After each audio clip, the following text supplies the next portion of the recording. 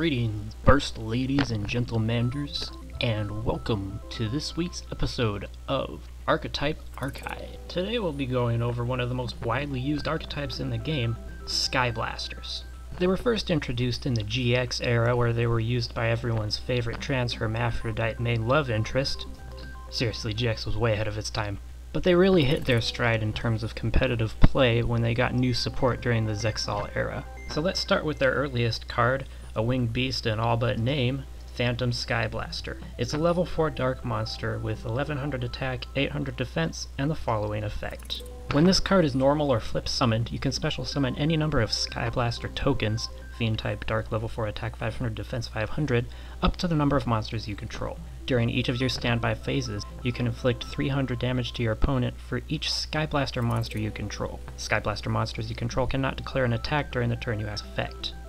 So right off the bat we can see what they were trying to accomplish with this archetype, winning the game without attacking.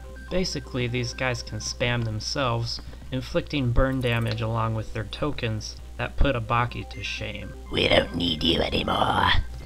But in true Alfonso Cuarón fashion, in his classic Children of Men, where the main theme of the movie, immigration issues, was hidden in the foreground, the real theme of this archetype wouldn't be shown until their next wave of support came in. But in reality, they had planned this all along. The Xyz summoning mechanic brought us many things, some good, some not so much. You might think that Konami simply made it up on the spot to sell more card packs to children who didn't know any better, but you'd be wrong. You see how Phantom Skyblaster can summon multiple level 4s with only one card?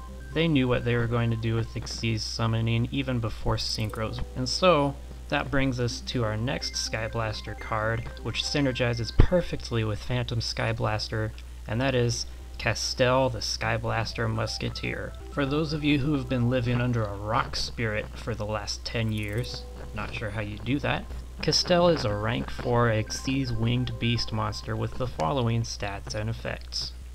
It has 2000 attack and 1500 defense.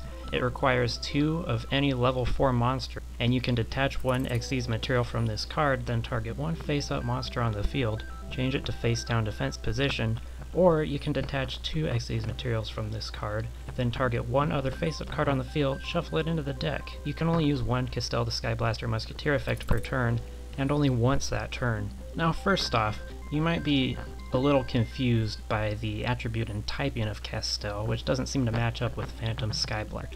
First of all, Phantom Skyblaster is basically a winged beast, like I said, in every name. Second of all, the wind attribute is not going to keep you from playing Allure of Darkness in your deck, since Castel will always be in your extra deck or on the field, or the graveyard. Now we all know about the second effect, and it's what makes Castel good, but what makes Castel great is the first effect. Changing a monster to face down defense position will prevent it from attacking on that turn.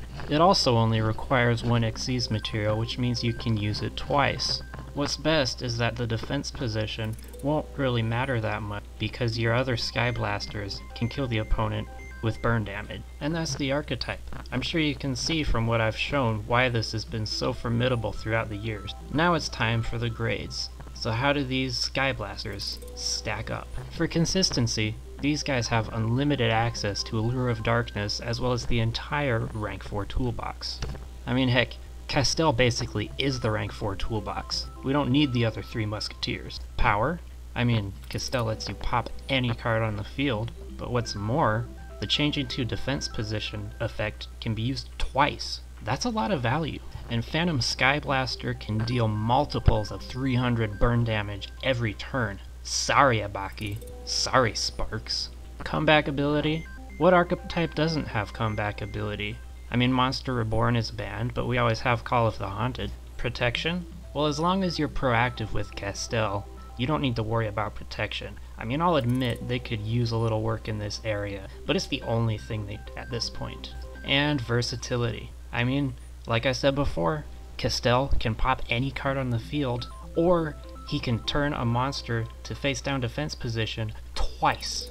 How much more versatile can you get? And Phantom Skyblaster is just icing on the cake. Here's an example Skyblaster deck. It's not perfect or anything, but should give you an idea of what the archetype is capable of. Abaki and Firecracker help give that extra burn damage that you sometimes need to push your opponent right over the edge to 0, and they also give access to all those fire rank 4 Xyz monsters out there. Nomadic Force and Dark Mirror Force are in there to work with Castell's first ability, which you should be using most of the time, and punishes your opponent for having defense position monster. Also, I like cards with force in them. Go Star Wars! Skyblasters are one of my personal favorite archetypes, others being rank 3 battling boxers and rank 4 trains, and I really want to see them get some new support for the Lynx format.